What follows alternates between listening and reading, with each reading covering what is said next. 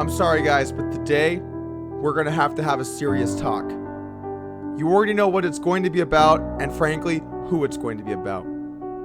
No, the other guy. It's about the other guy, but the other guy. In case you've not been following along, it has been made official. Chris Ferguson is your World Series of Poker Player of the Year for 2017.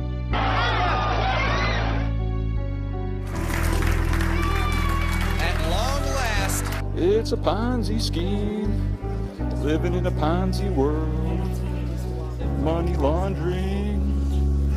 I know this seems like it can't be happening. This can't possibly be true. Chris Ferguson, one of the major shareholders behind Full Tilt Poker, is our World Series of Poker Player of the Year. How are we supposed to handle that? How are we supposed to take that after what happened to all of our money? I know I had money on Full Tilt. I know a lot of you guys had money on Full Tilt. And even though we did get it paid back because PokerStars stepped in and bought back those funds, or rather bought the company and paid out those funds, it's still something that we have to deal with when we see him at the World Series of Poker getting his banner that will be hung at the Rio. That's right, next summer, Chris Ferguson will be getting his own banner at the Rio. You're going to have to look at this grill all day while you play in your oversized $400 tournament. Chris is 54 years old, has 6 World Series of Poker bracelets after his most recent win. He's from Los Angeles, and he's most known for his signature cowboy hat, which again is kind of weird when you're from Los Angeles. Now let's give a little backstory here for some context on Chris Ferguson. He was one of the founders of Full Tilt Poker with Howard Lederer, and he is rumored to have had the second largest piece of Full Tilt Poker. I don't know the exact breakdown, I couldn't find it anywhere, but as far as I know, he was one of the major shareholders. Now, there were 2 major sites in the US market at that time, PokerStars and Full Tilt Poker. And PokerStars had their money segregated into player account funds so that if they ever had to pay anyone out, they would have the money to do so, which they did when Black Friday hit. Full Tilt, however, was not exactly running shipshape. They had money all over the place. They were paying people out. They had tons of overhead. There were many rumors of different Full Tilt Poker pros being paid $100,000 a month, $500,000 a month, $1 million a month. And sometimes when players needed money to get back into action, the company would just front the money to these players to get them playing again. So rather than keeping the money somewhere safe where they could pay players if they ended up needing to, they were constantly throwing that money around and moving it around and paying people or lending people and engaging in all kinds of acts that are certainly illegal with your money. Now, it's unclear exactly what happened, and I'm not an attorney. And I don't want to say something that could be wrong. But many people were indicted. There was a full legal case here where players were sued or taken to both criminal or civil court. And many people were fined a lot of money along the way. But the thing is, a lot of the money still went unaccounted for, including $44 million that were paid to Howard Lederer over the course of Full Tilt. Now, Howard ended up settling with the DOJ, but only to the tune of $2.5 million. So yeah, you can say that he probably got away with it. He also did this interview where he was going to come forward and talk about what happened, but things didn't exactly become more clear. I don't know. I don't know. I don't know. But I don't know. I don't know. I have no recollection. I remember one time at a party. Now you might be wondering, well, what about Ferguson? What was going on with him? And there isn't as much information known because he wasn't quite in as prominent a role as Howard Lederer. The problem is, it's not really clear how much Chris Ferguson was involved in the day-to-day operations of the company. He claims he had nothing to do with them, but it's not really exactly easy to find out what role he played, if any, in the way that player funds were mismanaged. I mean, maybe, for example, he had actually no idea about the side of the company and is actually somewhat innocent. However, it could be anywhere from that to all the way towards he knew exactly what was happening and he knew that he was being paid money that was actually, supposed to be protected in players' accounts. There's really no way for us to know the exact degree of how guilty he is in the situation. Now, after Black Friday, both guys laid low for a bit while trying to figure out what they were going to do. Obviously, settle any cases that they had ongoing. But realistically, neither one of these guys ended up going to jail. They were not convicted of a crime. As much as that hurts I think a lot of us, the way that they handled the company, at least maybe they didn't do their due diligence to make sure the funds were being handled correctly. But whatever the case may be, these are innocent people within the eyes of the law. And in our country, you are innocent until proven guilty. So we do have to have some degree of respect for that. However, even if they are innocent, that does not make them automatically good people.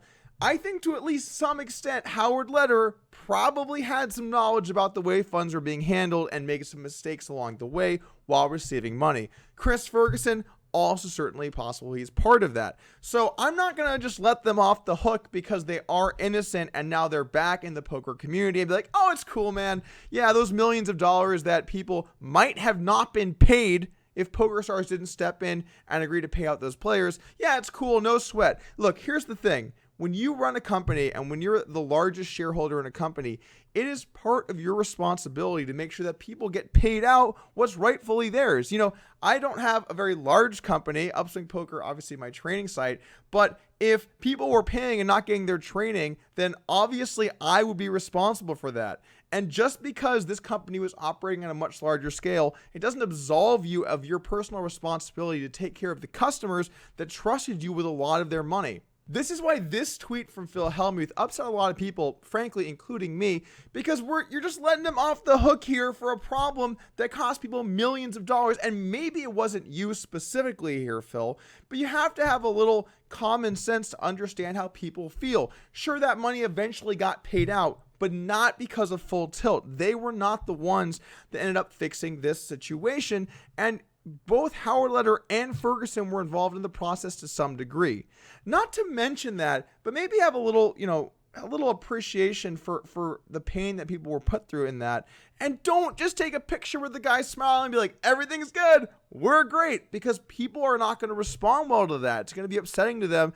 And I think that maybe he should have shown a little more, I don't know what the word would be here, white magic when it comes to understanding how people would feel. Now, there were some great responses on Twitter to that picture from Phil, including D-Negs jumping in there saying, couldn't find time to grab a selfie with Harvey Weinstein, Chris Brown, or Bernie Madoff?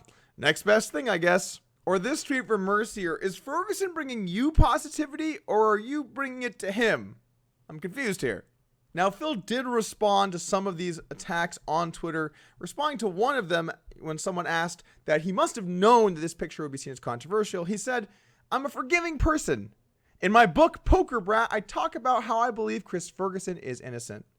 Never missing an opportunity for a plug. He also retweeted someone saying, hey, Doug Polk Poker, can you do a video on what Jesus did wrong? I don't understand. Like I would just do that for you, bro. So what are the ramifications of this? Well, Chris Ferguson won Player of the Year, and honestly, he had a sick string of cashes. I don't know if it was 22 or 23 cashes this year, something unbelievable, but he put together an insane string of these things to end up winning Player of the Year. Now, we all know how I feel about Player of the Year. It's extremely important. If you want to win Player of the Year, you gotta dig deep. Nice. I'm not gonna make it. It's too far. I can't win Player of the Year. But things are gonna get pretty awkward when Ferguson has to give his speech in the halls of the Rio while unveiling his poster. Oh man, I can imagine it now.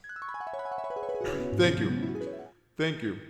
So first off, my bad. I am certainly proud of my achievement here today. It's been a great year for me. I haven't scammed a single person, so that's great. And also, this time I'm taking money out of the community legitimately, all above board. Every one of those cash, you can count them. We got 23, baby.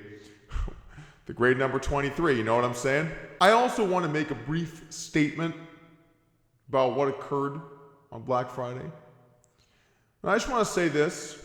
I got your money now, and I'm gonna cash it out and rub it on my titty. This is a controversial issue, and while we like to joke about it a bunch, I don't exactly know what happened with Chris. He did not come forward and talk about it, which wasn't exactly the best move, I think. And I also will say that anyone involved in the company that allowed such a horrible thing to happen to their customers deserves some part of the blame.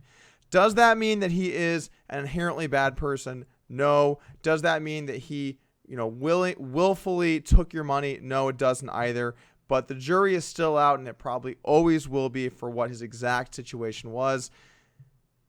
And you know what? If you ask me, Doug, how do you feel about this? Frankly, who gives a fuck about Player of the Year, honestly? Does it really matter? Does this really matter? I mean, I guess the banner is a little insulting, and I do feel like maybe that's a little over the line. But at the same time, it's not like this is like we're voting for like who our favorite poker player is and Chris Ferguson's taking it down. Whatever. Let him have Player of the Year. If he wants to be part of a poker community that obviously a lot of people dislike him, it's kind of a weird choice, but he's certainly free to make that decision. But let me know what you guys think in the comments below on this Chris Ferguson victory. And let me know about what you think about Phil Hellmuth's position with Chris Ferguson. Both interesting topics. I want to thank you guys for stopping by today. And as always, hit that subscribe button, and I'll see you again soon.